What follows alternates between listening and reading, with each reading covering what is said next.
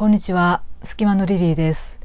目で読むためのハワイ語ミニ講座、よろしくお願いします。今日はワイアナエを取り上げてみたいと思います。このメレはパンダナスクラブのメンバーが作った歌で、彼らのアルバムに収められたのが80年代だったりするので、長く愛されているメレなんですけれども、ワイアナエというとオアフ島の地名ですね。そしてワイアナエと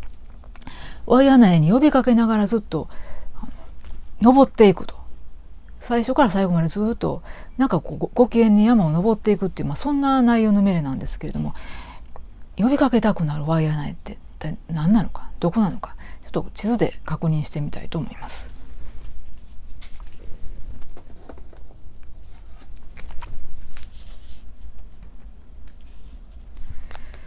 この山脈を背にした西側ですね、オアフ島の西側の地域がワイアナエと呼ばれます。そしてこの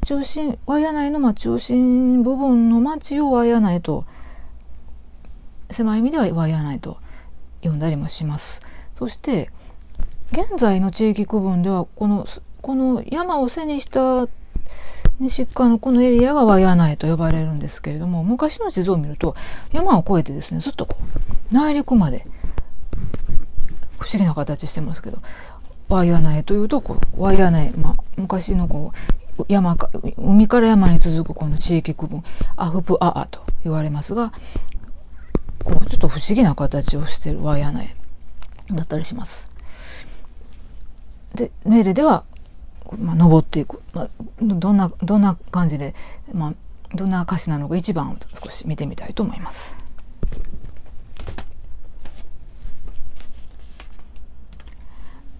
愛やおえワイアナエ、愛っていうのは挨拶するという意味で、いやおえ、あなたに挨拶よ、ワイアナエってねと、おえと呼ばれているのはワイアナエで、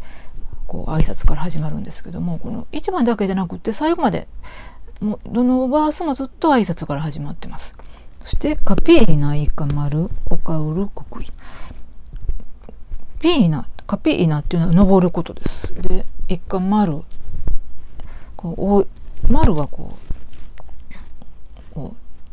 アーチ状になっているものとか多いという意味で、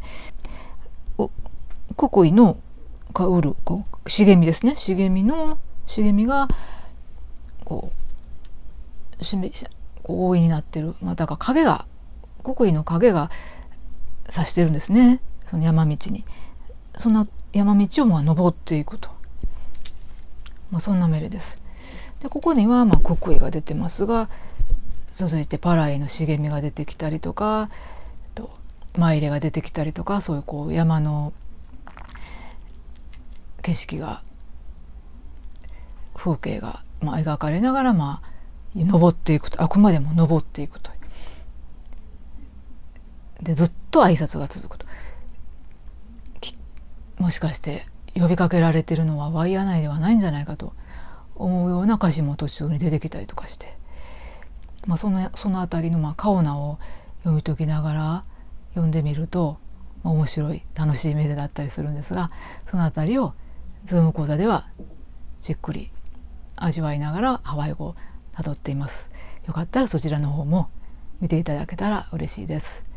メレを読むためのハワイ語ミニ講座終わります。